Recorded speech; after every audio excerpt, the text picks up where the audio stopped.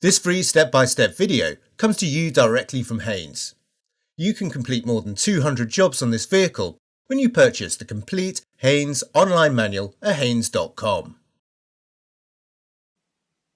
If the marks on the original equipment spark plug HT leads cannot be seen, mark the leads to correspond to the cylinder the lead serves. Twist the plug caps slightly to break the seal, then pull the leads from the plugs by gripping the end fitting, not the lead, otherwise the lead connection may be fractured. It is advisable to remove the dirt from the spark plug recesses using a clean brush, vacuum cleaner or compressed air before removing the plugs to prevent dirt dropping into the cylinders. Unscrew the plugs from the rear of the cylinder head using a spark plug socket and extension bar.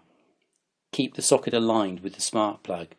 If it is forcibly moved to one side, the ceramic insulator may be broken off.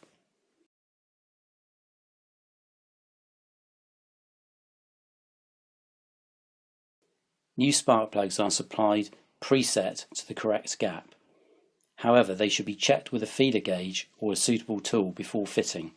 The specified gap is 1.3 mm. Apply a thin smear of high temperature grease to the threads of the plugs.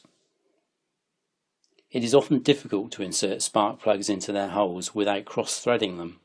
To avoid this, fit a short length of rubber or plastic hose over the end of the spark plug. The flexible hose acts as a universal joint to help align the plug with the plug hole. Should the plug begin to cross-thread, the hose will slip on the spark plug, preventing thread damage to the cylinder head.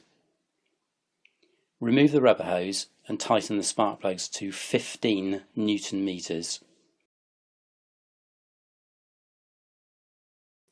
Press the caps firmly on their respective spark plugs and, where necessary, refit the HT leads into the clips on the cylinder head cover.